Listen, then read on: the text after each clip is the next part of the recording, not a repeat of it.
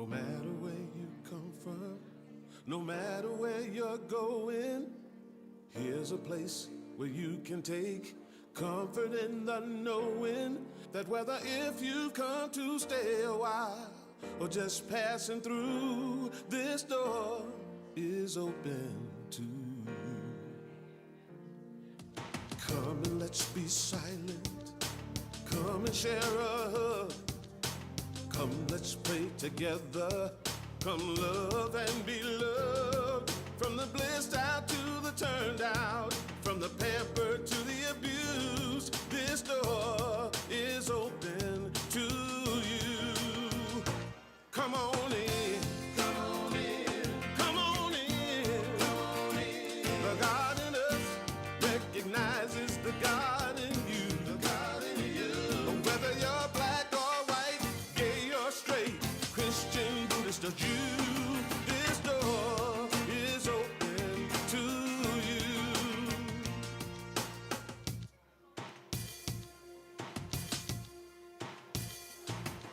If there's some kind of trouble or pain you're going through, know that you are not alone and someone cares for you. As an individualization of divine point of view, this door is open to you. This door is open. This door right here, this door is open to you. Is open for you. This door is open to you. This door is open. I'm talking about this door. This door is open. I said this door is open to you. Come on in. Come on in. Come on in. Come on in. The God in us recognizes the God in you. The God in you. Whether you're black or white or gay or straight, Christian, Buddhist or Jew, this door is open to you. Good morning, Unity. Good morning. Good morning. So happy to see you all.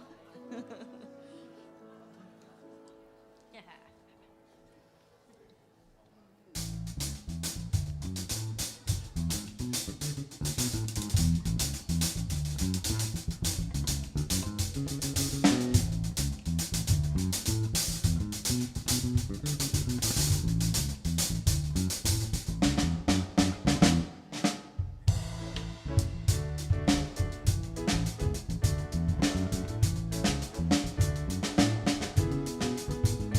When my world is not okay, when there's roadblocks in my way, when I feel so all alone, these words will bring me home. Let love lead the way. Let love lead the way. Whoa, oh, oh. Let love lead the way. Let love lead the way. When we can't see eye to eye, no matter how hard we try, we can find our harmony if you sing along with me. Let love lead the way. Let love lead the way. Whoa, oh, oh. Let love lead the way. Let love lead the way. In everything, love will be the gift I bring, to give and to receive, straight from the heart. Let love lead the way. Let love lead the way. Whoa, oh, oh. Let love lead the way. Let love lead the way.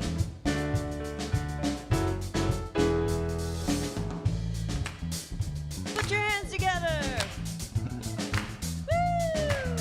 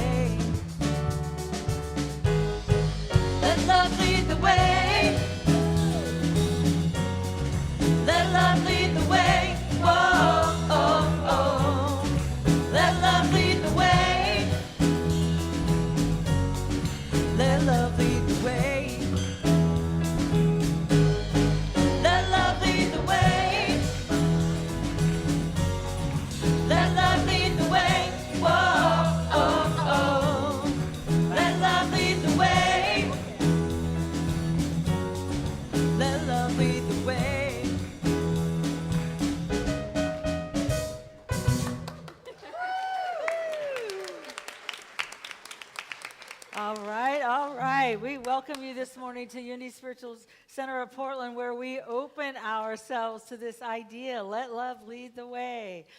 Oh, as we gather, whether you're in this space, in this room, or you're in part of our virtual family, we know that we're gathering in consciousness.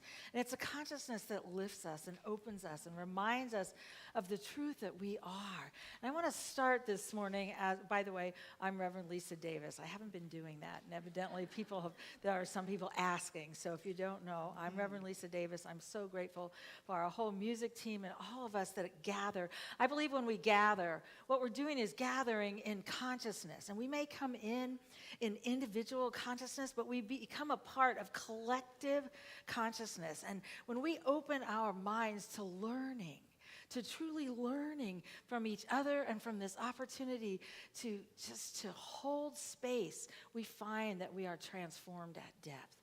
Ram Dass said something. He said, "To be whole, turn nothing away. Let the heart be a room with every door open. What belongs here? Everything. The joy and the grief, the tight shoe and the bare foot. Do we find peace by pushing life aside? No. We soften, we include. Let thoughts drift by like clouds. Let feelings take a seat and rest. Nothing is an enemy. Everything is a teacher. Turn toward it, hold it in awareness, teach it with love. To be whole, turn nothing away." That might be a really big order right now, but I'm just going to invite all of us to open our hearts as we begin this service in prayer. We might have been in the habit of just saying, no, no, no. It doesn't mean we agree with everything. It means we're creating a space for healing, for a larger understanding, for a growth that moves in and through and as us as individuals and collectively, and to be able to open our arms and say, "Here I am, Infinite Spirit." Heart open, willing to know what's highest and best and mine to do. So I just invite you to open wherever you've been. As we hold this space and consciousness of the pure potentiality of Spirit, let's begin in prayer. Infinite Spirit, we open. We open to a deeper understanding of all that we are individually, collectively, and globally. We open to the realization that love is the truth of our being, that we have come as love, and that every moment is a teacher. We are willing to open to the possibilities and to know that each of us collectively is a part of an answer larger than any individual idea. And we simply open and surrender. Here I am, Infinite Presence. We gather this morning in that willingness to learn, to understand, for the ahas to lift us. And we allow the love that we are to encircle this country, this globe, this city, everyone, everywhere that has been othered or is hurting, has a diagnosis or something they don't understand. We surround them in that light, that love, that presence. We are here together. We hold each other as love. And so it is. Amen. All right.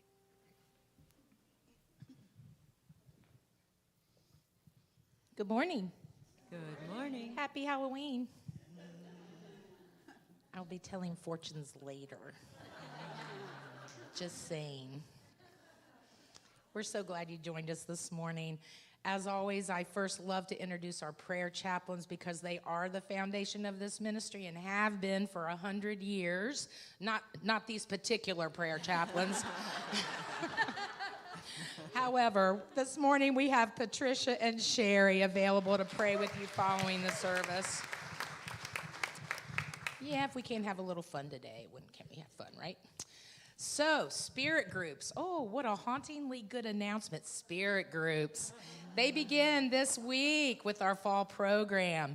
Reverend Lisa will be teaching from the book, The Poisoned Arrow by Don Miguel Ruiz. And there are still some slots available. So check out the lobby table this morning and find a group that you can join in. These are our small group book studies, which are just a wonderful way to connect with each other. So check those out today. Regular weekly classes and opportunities are happening. We have Course in Miracles, which is ongoing, Tuesday mornings at 10:30 in the chapel, led by Carolyn Goolsby. There's more information out on the table. We also have Tuesday chair yoga and meditation each week, Tuesdays, 4 o'clock in the chapel. Only $10 for a drop-in fee, so come and enjoy that. And then, of course, we have our current events study group that meets on Thursdays at 1:30. You know, our holiday marketplace is coming up in just 3 weekends. I can hardly believe it. It's November 14th and 15th. As of today, we have 30 vendors. So we're pretty excited about that. We're trying to beat last year. We're getting there. So if you know of anybody who hasn't registered yet and they have a craft that they would like to sell, please let them know. We are also needing silent auction services or experiences. So if you have one of those that you could donate to us, we are open to receive that. Dixie has put a sign-up sheet out on the table this morning, and she's collecting those. I do want to mention, too, that the winners of the bookstore 100th anniversary raffle were Angie Fields and Sheena Israel. They each won a $50 gift certificate. It was a special raffle for the anniversary. You have 2 more opportunities to get in on this. November and December, there will be raffles both months. So make sure you get your name in the hopper in the bookstore. You know, I mentioned that our 100-year legacy here, it's you. It's the people who come through the doors. It's the people who serve and support this ministry. And if you haven't already done so, we'd love for you to become a member of our spiritual community. We have new member service coming up in November, and there's some special dates on a list out there. We'd love for you to join us. New Member Sunday is November the 23rd. So make sure you pick up an application out on the table. And you know, it's hard to believe that we're moving into the holidays. I'd say the sure sign is the weather, but actually here it's the wreath sale. And we know that Christmas is coming when the teens start selling the greenery and the wreaths. So that is happening, and they've got the table set up out there. You have a few weeks to get your orders in. The greenery will be delivered on November 30th. So I can tell you that I see changes happening here. And there are new and efficient systems that are going to help us grow and create ease in the office. So, if you have any questions regarding switching to Breeze Giving Online, which we will be doing in the next couple of months, and if you're not receiving the newsletter, we need to know that as well. So I can tell you that Lori Lancaster will be using her magic out at the volunteer desk today to help answer any and all of your questions about the new system. So please stop by and see us today if you have or having any challenges with any of that. So next week, yes, the dreaded announcement. It's not a trick or treat, but time is changing. Next Sunday, I know. Collective groan. Go ahead, you can do it. Oh, yeah. Anyway, move those clocks back 1 hour, please. We want you to be here when you're supposed to be here. So thanks in advance, and you'll be getting a little announcement in the emails this week about that as well. So now it's time to welcome anyone who's with us for the first time. If this is your first time with us, we trust you were welcomed on the way in by our greeters and picked up a welcome packet, but if for some reason you didn't get that, if you'll hold your hand up way high so they can see where you're seated, they'll be happy to put one in your hands. There's a yellow card on the back of that welcome envelope, and it gives you the opportunity to get on our newsletter mailing list. This is very important this time of year. There's a lot happening, and you're going to want to know when those things are coming up. There's also service opportunities on the back. We do know that getting involved in community is the best way, and one way that we do that around here is through sacred spiritual service. So we appreciate you taking a look at that. There's a red rose on that envelope, and we'd love for you to peel that off and put it on your name tag this morning so we know who you are.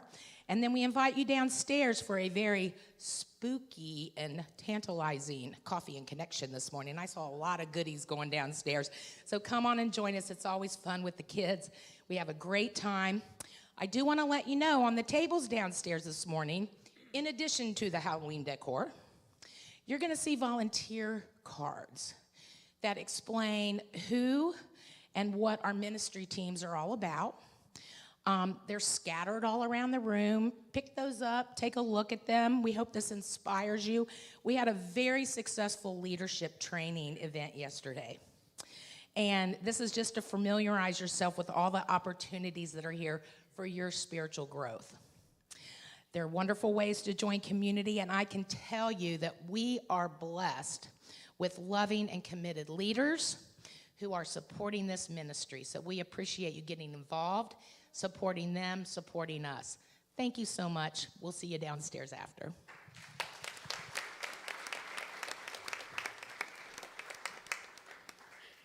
Thank you, thank you. And I just want to take a moment and follow up and say it's so good to have all of you here with us. The opportunity to gather in consciousness is such an important thing. For those of you who are new or haven't been here in a while, I would just invite you to listen to the words and the ideas that are shared here today. And if this community works with you, I would encourage you to become a part. It's so important right now to gather together, to find places where we can be reminded of who we are and the way that we can live our lives. If this community does not work for you, that these words and these ideas are not what are fulfilling you, I would encourage you to continue seeking. Find a community and a place that does remind you of who you are and allows you to be a part of that working, of that connecting, of that movement forward. And so we are just happy to have you with us. We are going to do something a little bit different before we stand and sing. We did not finish all of our 100th anniversary celebrations and the things that were sent to us. And so I want to take a moment. We're going to show the video this is from Unity Worldwide Ministries, and it's the CEO, Reverend Roxanne Graves. Okay.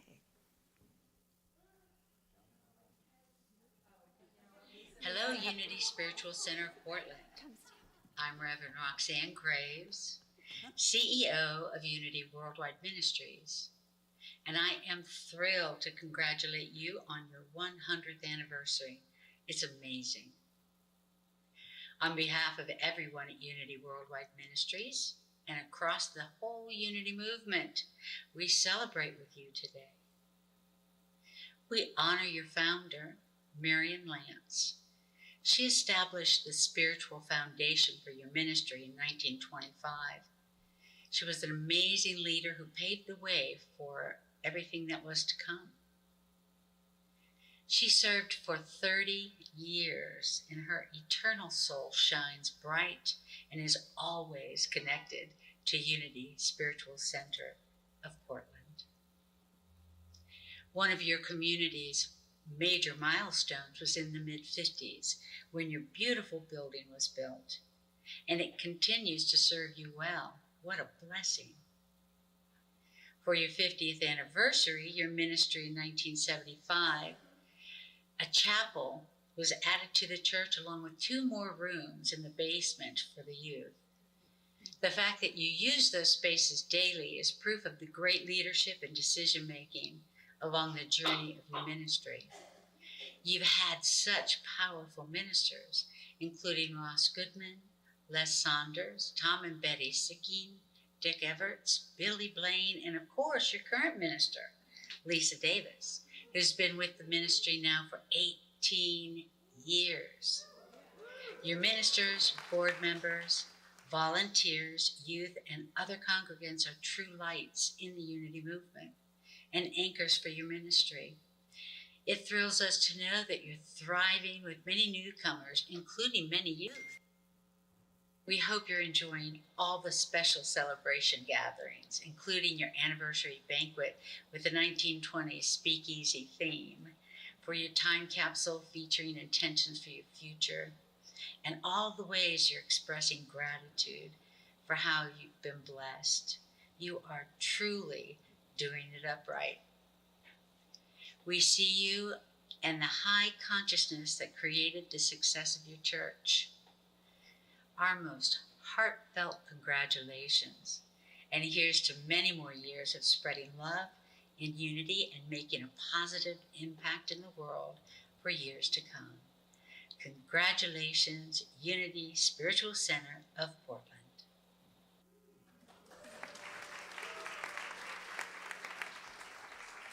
We have one more that I want to share with you. By the way, that was from Unity Worldwide Ministries. Oh, you're allowed to. Oh, no, it's not another video. You're allowed up here. Don't worry. It's just a plaque. I did want to share with you all as an infomercial. Many of you are not aware that Unity Worldwide Ministry.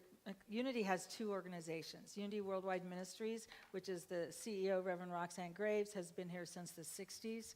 And they work with the churches, they work with the youth, they work with the other pieces. Then there's Unity Worldwide Ministries, which actually owns the property and the 1,800 acres and all of the different pieces. And what I wanted to share with you before I do this, and Unity Worldwide Ministries also does Daily Word, they do Silent Unity, they do the prayer work, they do publishing, they do so much of the different work. There is a vote in 2 weeks to move those back into one organization, which is a huge shift. And personally, I'm hoping that that vote goes through because they're all both on the same property, but somehow the opportunity to work as one instead of duplicating or having more than they need is part of that journey. But I just wanted to share with you that vote is November 5th, so I just invite you to hold that in the light. We received a plaque from Unity World Headquarters, which is the one that does the Silent Unity and has the property and the prayer and the different pieces, saying you are the light of the world. And it just honors this 100th anniversary. And somewhere here, I don't know where it went, here it is. I just wanted to read just a little bit of this. It comes from the CEO, Jim Blake, who is the one who has done so much renovation on the grounds and in the Unity movement itself. And just what an honor it is to congratulate you on your 100th-year anniversary.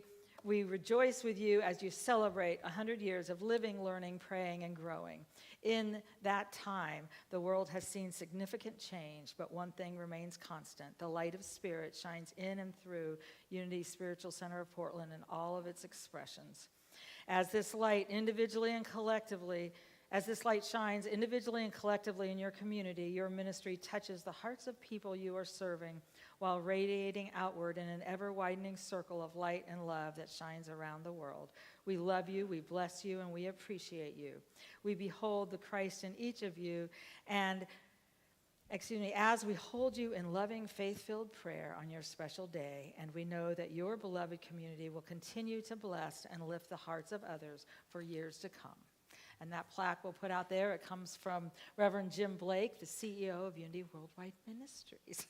So we have now just about finished the 100th anniversary pieces. I also want to say we have not done our time capsule, and we're actually inviting you to bring in things, fun things of this time period that you would like someone to see in 50 years from now. So I just invite you to just think of it, bring it in, and we will go from there in the next few weeks. We're taking our time. All right, we are going to stand and sing. Thank you.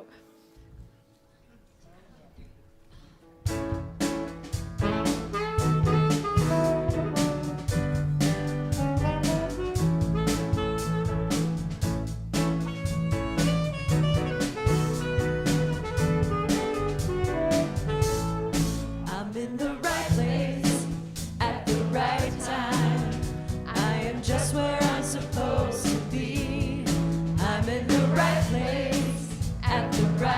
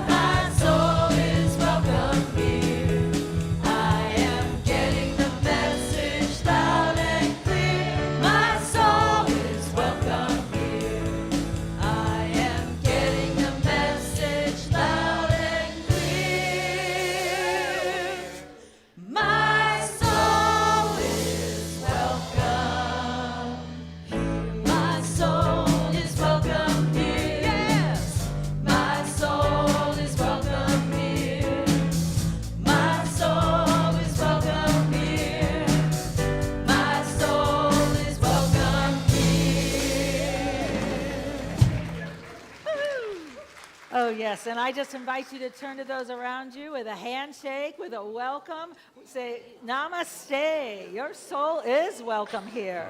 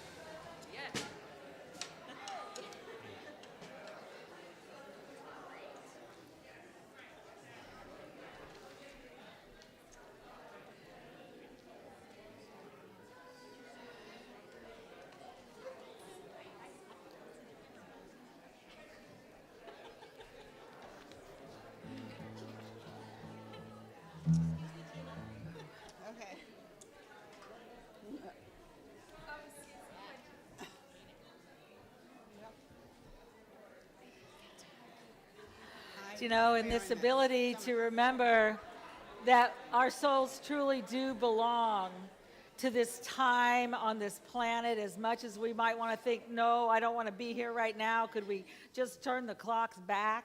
We actually don't want to turn the clocks back. I would invite you to look at that again and again and to just keep holding this idea. And part of understanding who we are, our soul in this journey, this sacred, sacred journey of evolution, of transformation, of listening. It needs to happen within also. What continues to allow us to be anchored and to expand and to be a part of something more. It requires that we get quiet. And so in just a moment, as you listen to this music, and we just do a short time of meditation, I just invite you to recognize that getting quiet in our daily lives is part of that spiritual practice.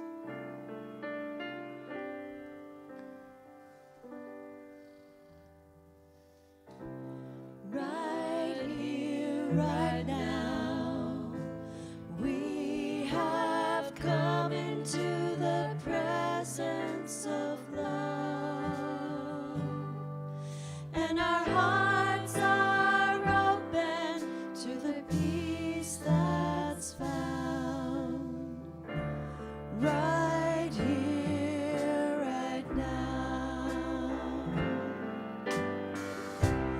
right here, right now. We have come into the presence of love, and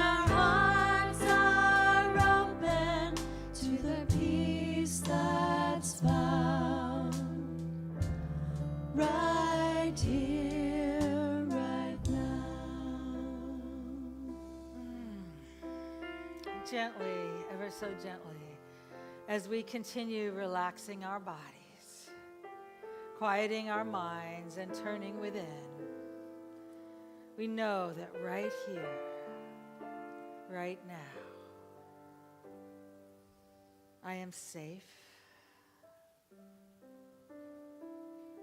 I am held in the arms of the infinite. I have all that I need. And I allow myself to move further within, to know that pure presence fills me, surrounds me, moves as me this moment, right here, right now. I am that I am in the silence.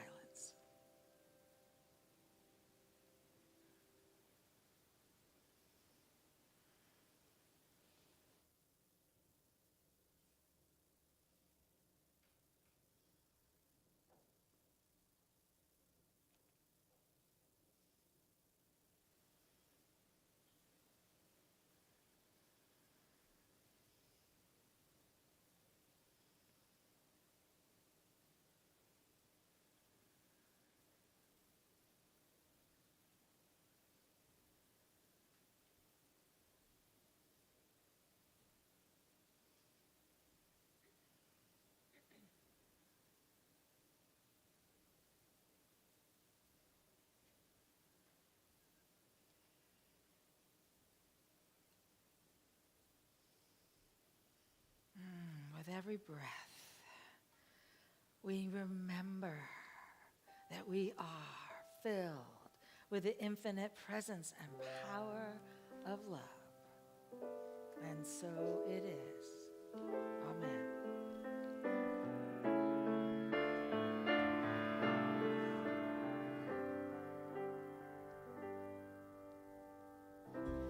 Right here, right now, we have come into the presence of love, and our hearts are open to the peace that's found right here, right now.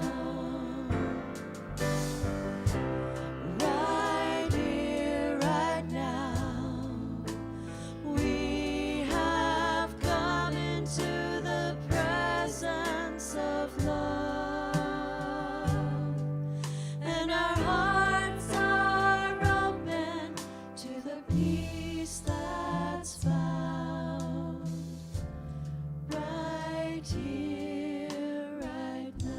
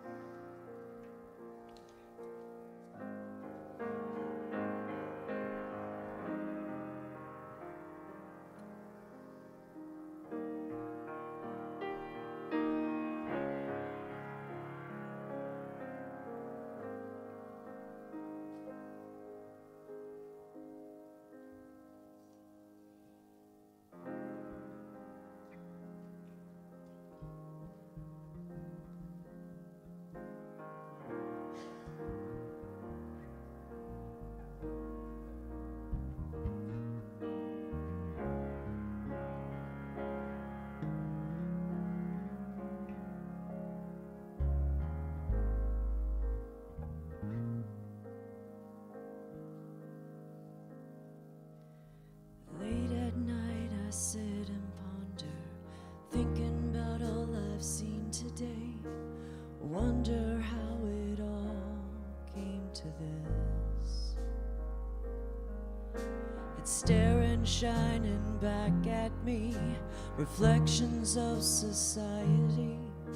The best and worst are all on display.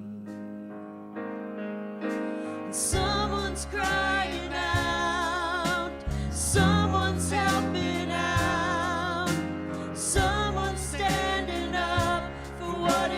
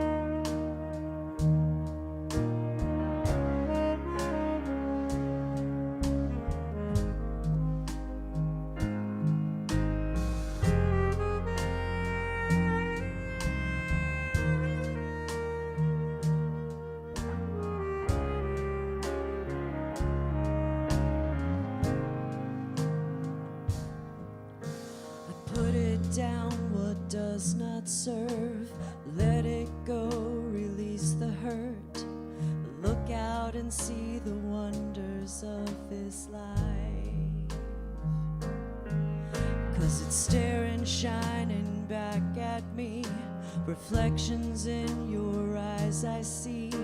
The strength of us uniting is on display. And someone's crying out, someone's helping out, someone's standing up for what is right. Let me understand just what it's all about. I wanna go deeper. I wanna see clearer. I wanna be free.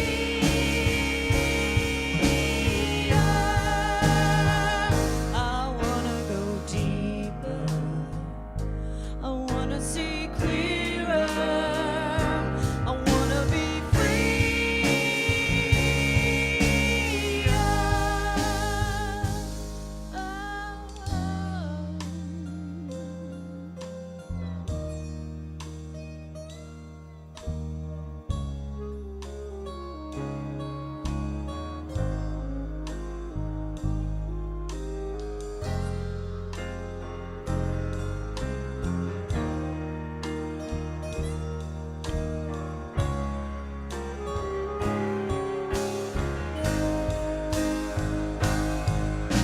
Someone's crying out, someone's helping out, someone's standing up for what is right.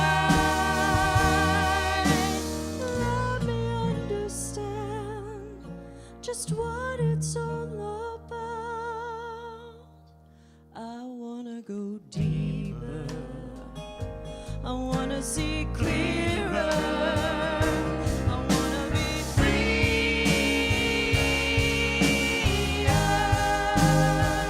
I wanna go deeper. I wanna see clearer. I wanna be free.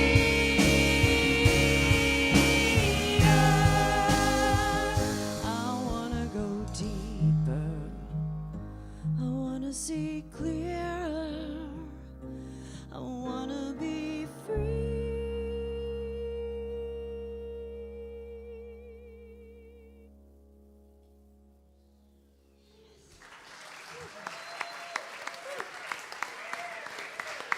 Thank you. Thank you.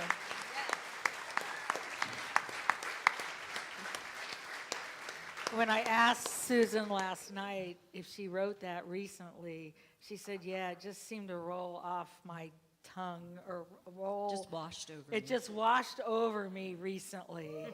Wow. Is that a word for an idea for today? I want to go deeper. I want to see clearer. I want to be freer. I want to find a depth to myself that reminds me both of who I am and the part I play in humanity. And I believe it's a calling then for us to find the parts of ourselves that we may not yet have seen.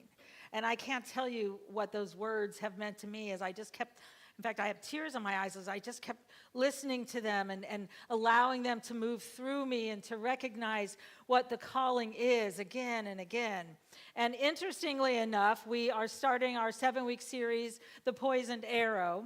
And every fall since I've been here, so this is our, I don't know if it's 18th or 19th season, that we have done one of these called Adventures in Faith, where we want to go deeper into an idea, that we want to see something more clearly and allow it to change us at depth. And it would be very safe for me just to do this, and we will do this, but I want us to look as a community, and I want us to go deeper. And I want us to ask, is there a clarity that is possibly calling us as individuals and collectively into something more? And so I want to start. Reverend Angel Kyoto Williams said, without inner change, there can be no outer change. Without collective change, no change matters. And that's pretty radical. The inner change is vital.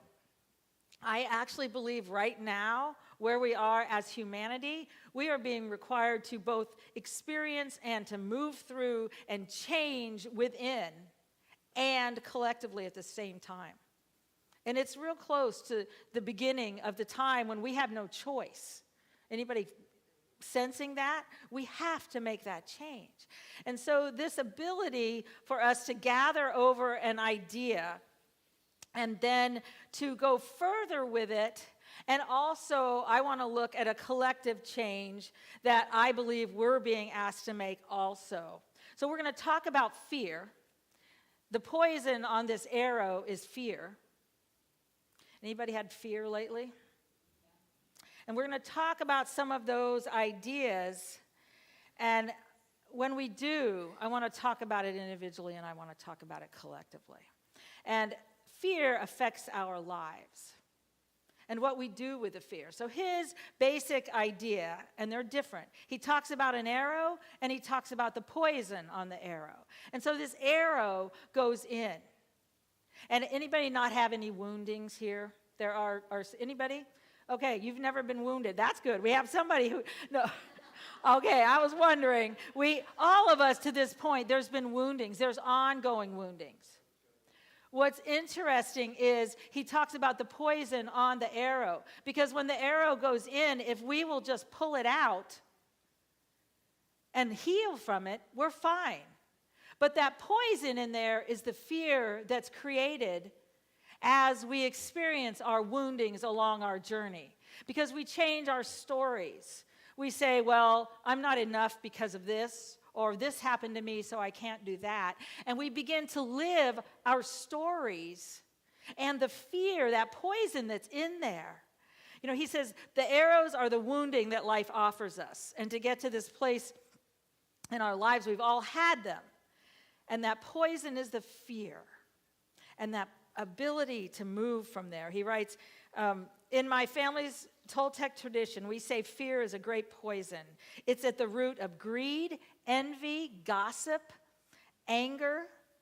And he talks about a Buddhist parable. He said, imagine a man walking through a village where he's suddenly struck by a poisoned arrow. Several friends rush to his side, and one runs off to alert the village doctor, who arrives quickly to remove the arrow and administer an antidote. Wait, orders the man. Before you remove it, I need to know who shot me. Where are they from? Why did they do that?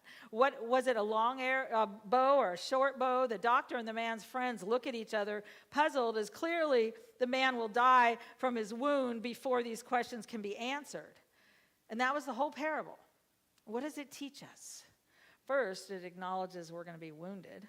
None of us reach adulthood without experiencing at least one significant emotional wound that impacts us greatly. Second, it points out that many of us prefer to ruminate on our wounds, spending hours, weeks, or even decades trying to figure out the causes of our pain and how to avoid it in the future.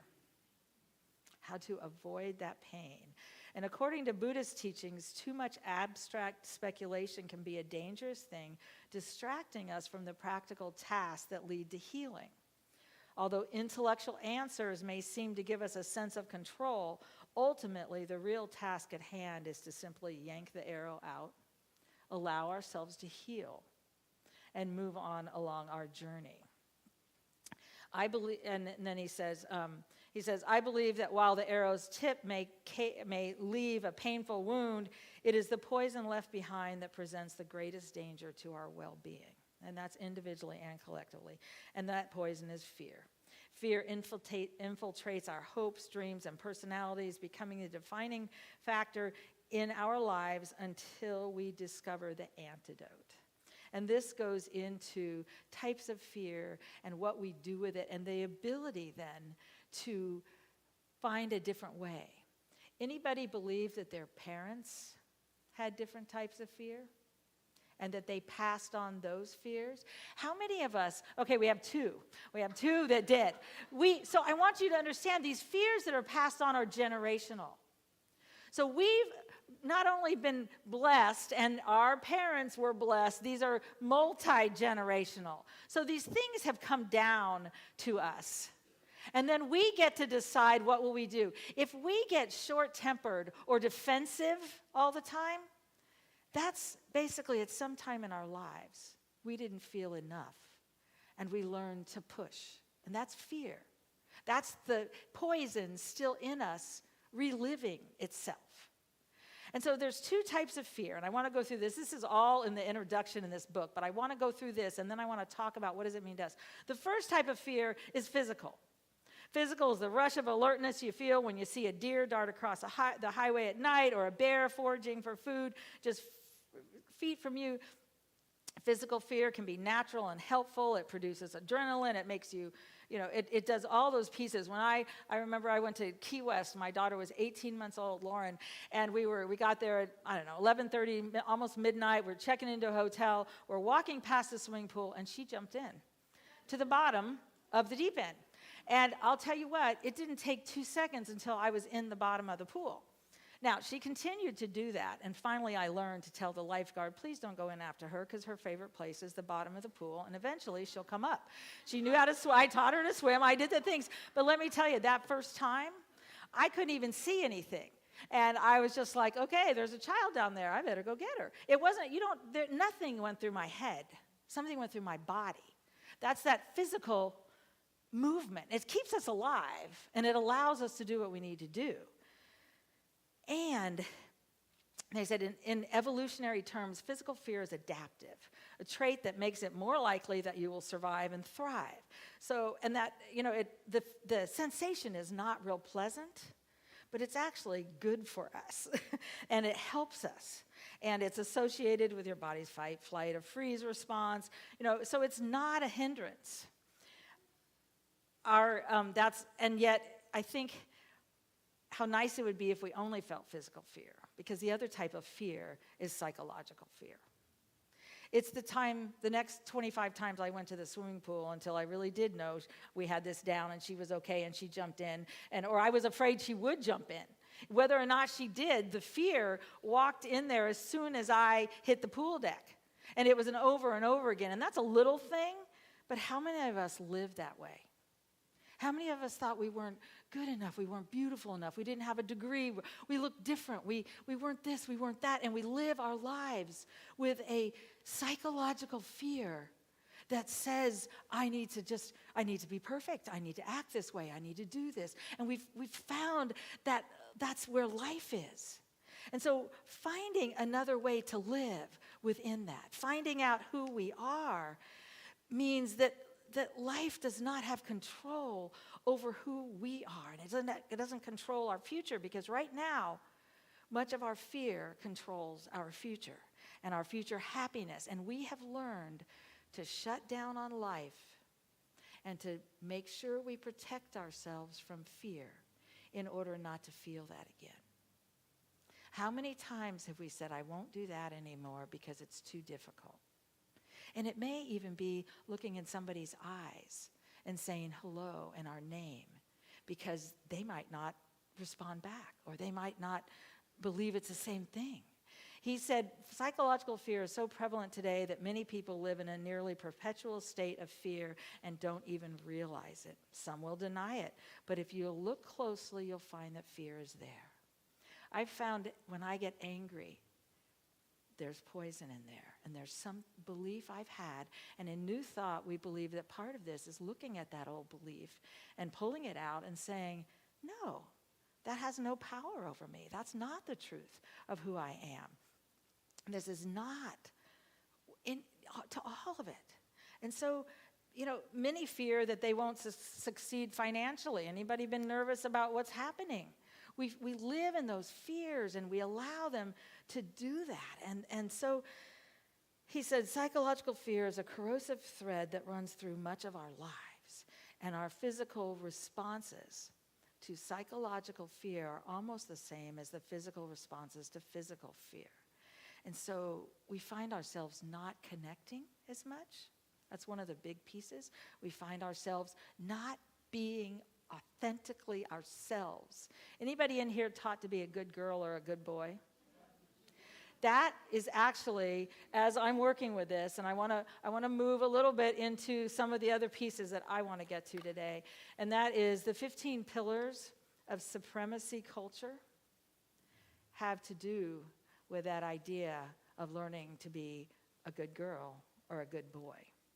Because then you fit in with society and you don't make conflict. You don't disrupt things. And you're taught to be like everybody else. The problem is when you aren't, we get into some really tough places. And so how do we recognize the fear, realize that it comes from what they call the metote, all the voices of our childhood coming together, and they tell us, you should do this. Anybody have a mother or a father inside their head? Anybody? We can name who it is. And if we can't, we can make up really funny names about who it is. But those voices, that's the metote. It's the noise, and it can get really, really loud. If you went to one of the Blazers game the other night, the noise in there is so loud that it can make us say, I've just got to find a way to live, because that voice, and it could be an old church that said, you have to show up this way or you're not enough. You have to show up this way or you're not enough. But all of these pieces, they are asking us and inviting us to transform. So every time we feel fear individually, it's an invitation to let that go, to let it, my favorite book is still, as far as the title, is Feel the Fear and Do It Anyway. So this voice says, I'm not supposed to do that. We can look at it. We can pull it up and say, that's the old voice speaking to me. Now, we get to say, is this wise or is it not wise? But when we do, and when we find something more, we will find that we can set that aside. And it can be as far along. I have watched people, when they're in a life-threatening situation, say, I'm not going to allow that to control who I am. Every breath I have, every moment I live, I'm going to live alive and present and available. And when they do, they begin finding a different part of themselves. One of the things I've learned is to name the voice. And sometimes I say, oh, Mom, not right now.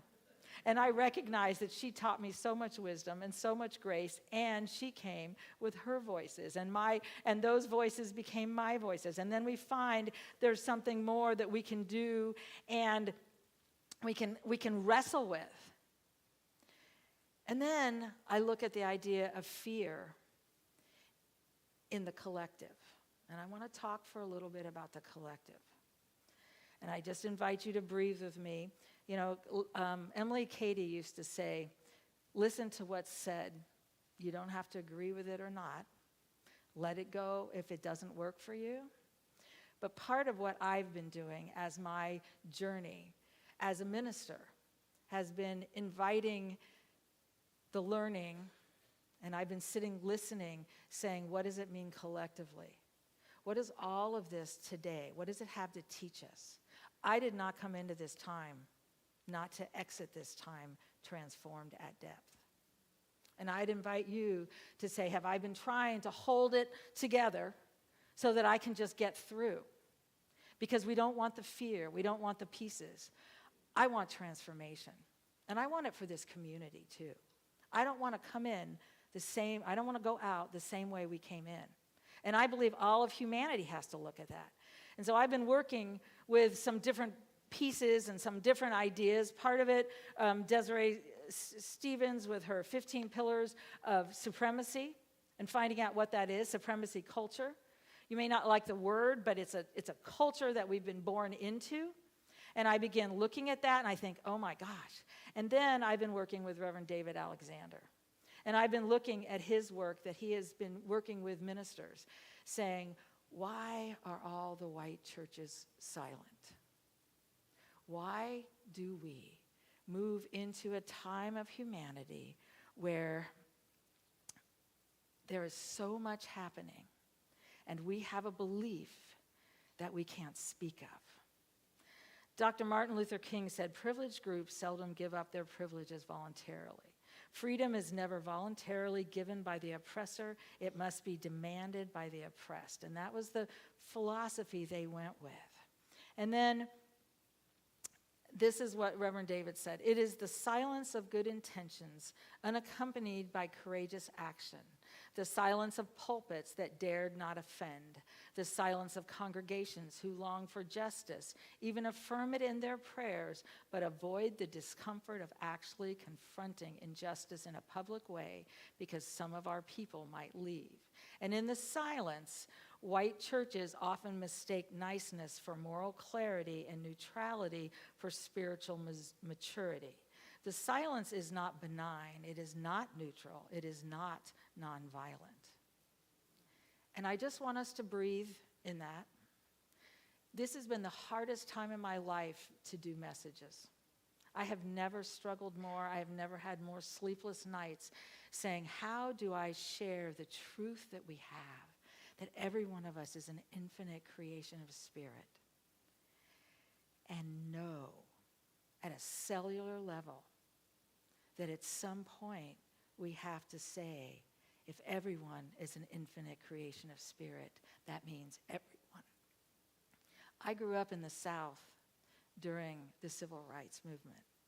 And I realized I was very young, but none of the white churches I went to, and they weren't unity, but none of them spoke of the civil rights. I wouldn't have known they were going on in Albany, Georgia, if I didn't learn about it in school later. In Nazi Germany, not one white church spoke about what was happening. What if we've learned to be good?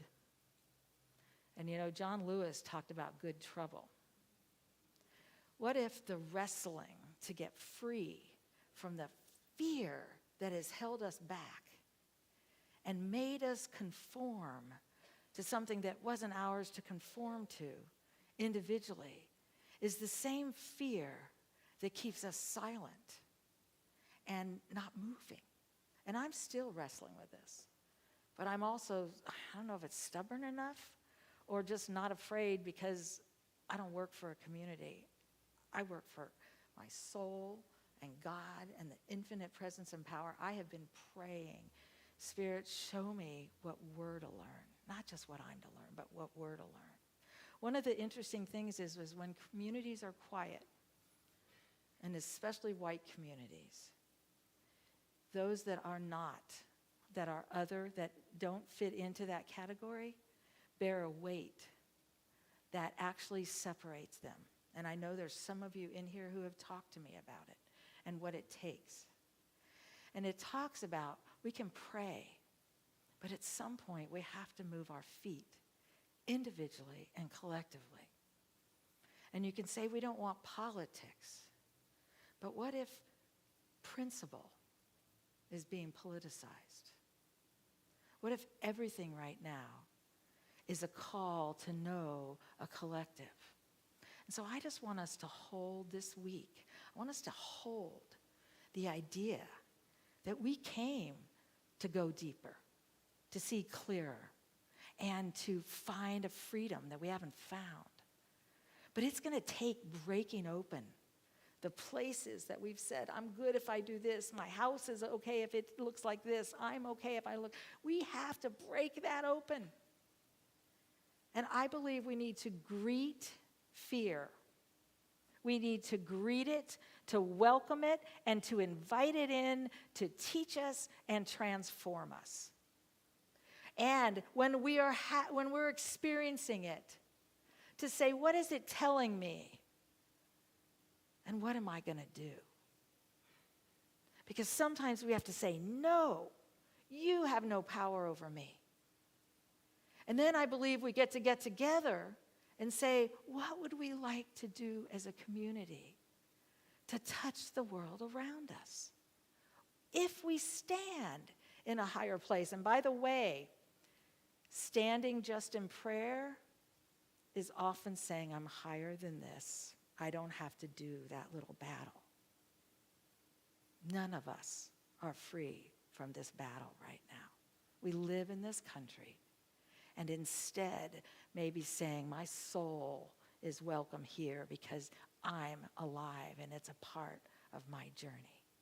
And then to know that every one of us has the ability to love ourselves through all of it. It's messy. It's not fun. I don't like the feeling. I sat home yesterday in bed while all these things were going on here that I was supposed to be at.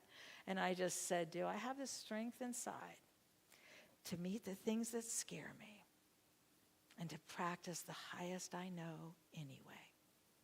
And I believe we're called to meet the fear, to not allow it to shape us and form us, and then to reach out to each other and say, we are more than this. Thank you.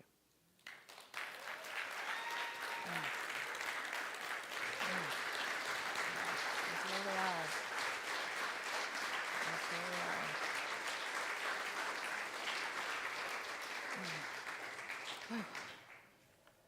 It is life, isn't it?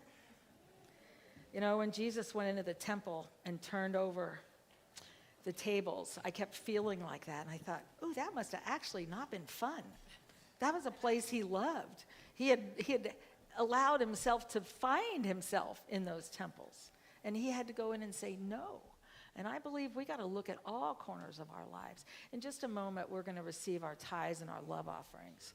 And knowing that as humanity, as we welcome and just invite in all of the blessings of the universe, God is in every ounce of everything, every atom, every cell of this universe. The infinite presence and power is there.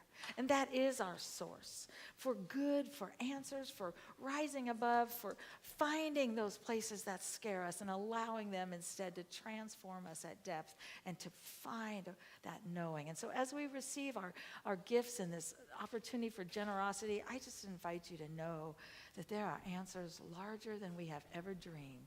They're present, they're available, and we just get to breathe into them. We're going to... Actually, what is it? Okay, if you are interested in places, ways to pay, it's on the board here. It's also in the backs of the chairs. You can work with that. And then we are going to do our blessing. Divine love as me blesses and multiplies all that I have, all that I give, and all that I receive. And so it is. Amen.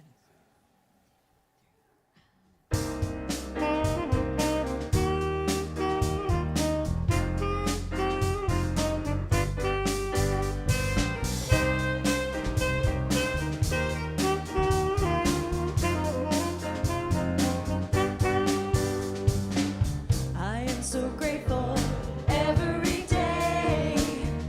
I just want to say thank you. The love you show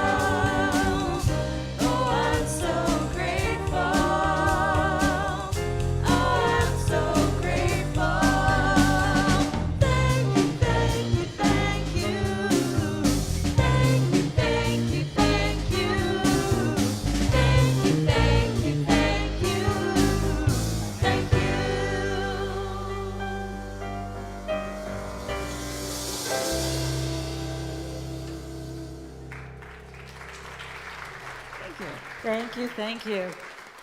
There is one more thing we're doing during this time, and I really encourage you to look at it. Colleen's story. Do you want to come on up for just a moment?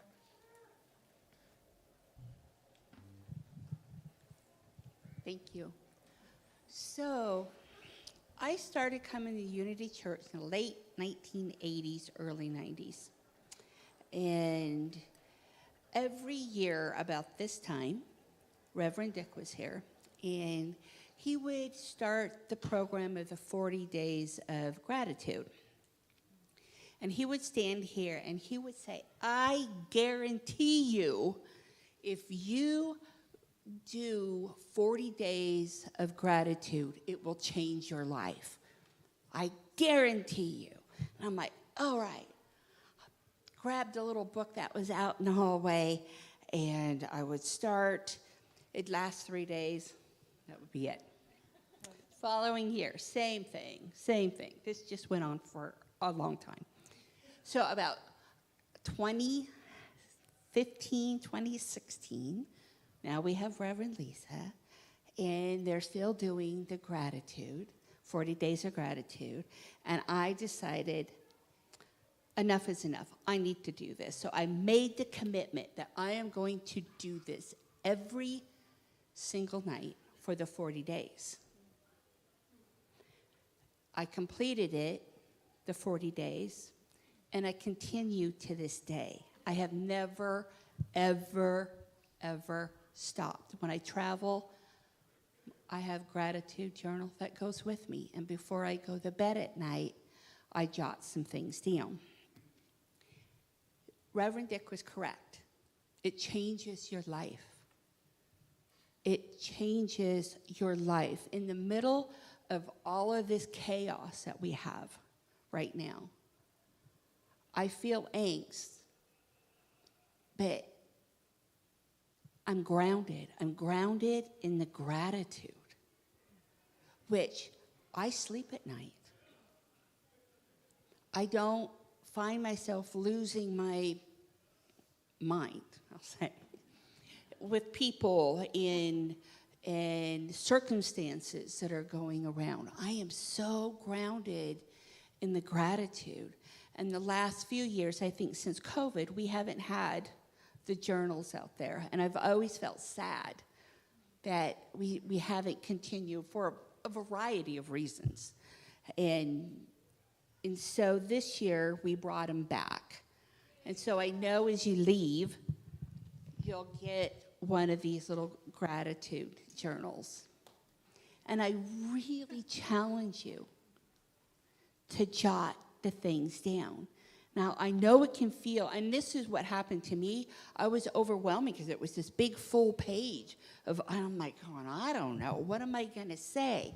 What are you, gratitude?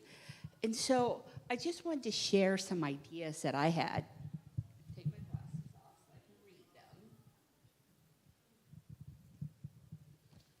So I write down the day and the date. And so this was Friday of March 22nd. Today I am grateful for getting to train new No One Dies Alone volunteers in my community. I'm grateful for the free lunch that I received. I'm grateful for getting together to see Kinky Boots with church friends. And I'm grateful for the many hundreds of colors of green that I noticed driving to work.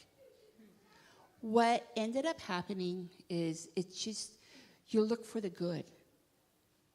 You see the bad, you see the struggles, but you look for the good. And even when I was in Tennessee and we were at the No King's Day, I still was able to look around and see the good. So I just challenge you. It's 40 days. You can do this. Thank you. I appreciate that. All right. And it is Halloween Sunday.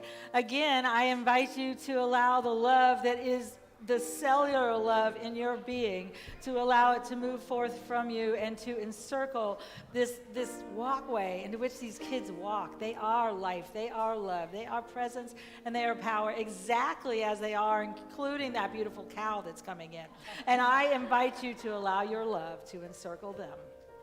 You are the star of the morning. You are heaven smiling at us. You're God's gift of tomorrow. Oh, how we love you. Oh, how we love you. You are the star of the morning. You are heaven smiling at us. You're God's gift of tomorrow.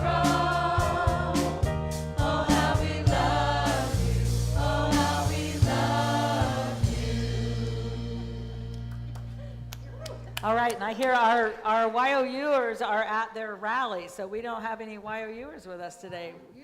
Okay. But the Uniteens have an announcement to make in a minute, and we're not going to tell you what we did today. We're just going to let you guess.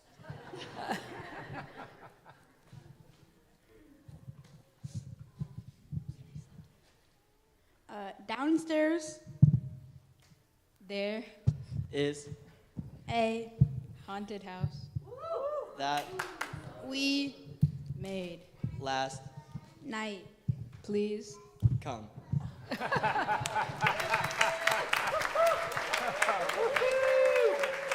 So without any of our YOUers or high schoolers here, the Uniteens spent the night last night, had a lock-in, and created a haunted house, and are inviting all of us downstairs for Connection Hour and a wonderful haunted house. Okay. And as a community. And lots of candy. And lots of candy. Oh boy. Okay. And we all get to stand and join hands and set an intention for peace on this planet.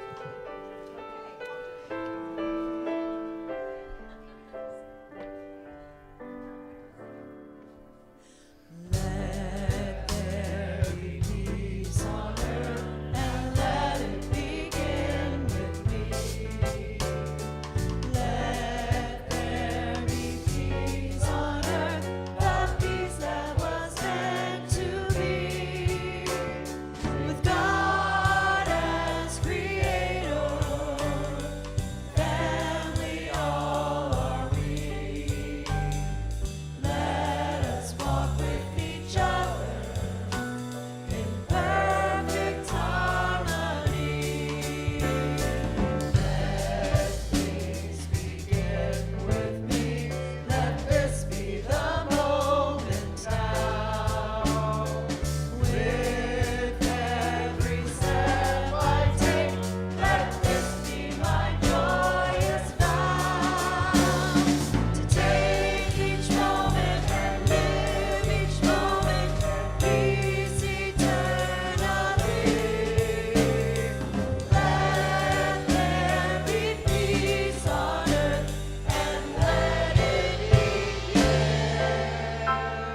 with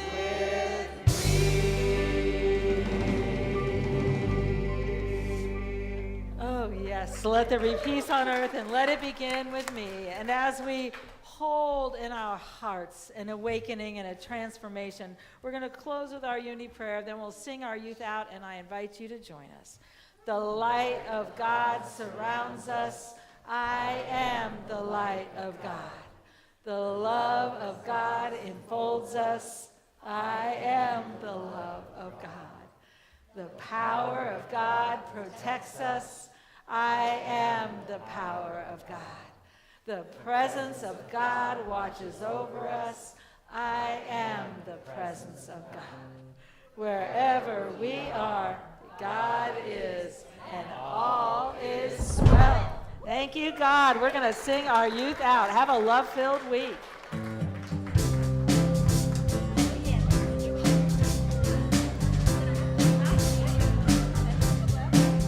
I'm gonna move to the light. I'm gonna speak of the light. I'm gonna sing with the light. I'm gonna dance in the light.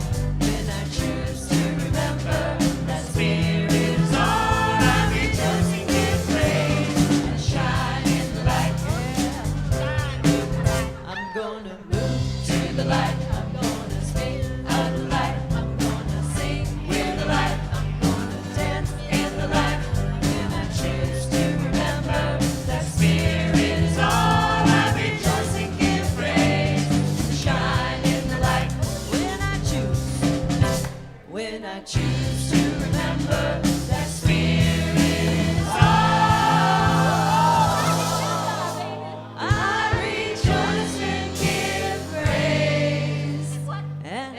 shine in the light. Oh,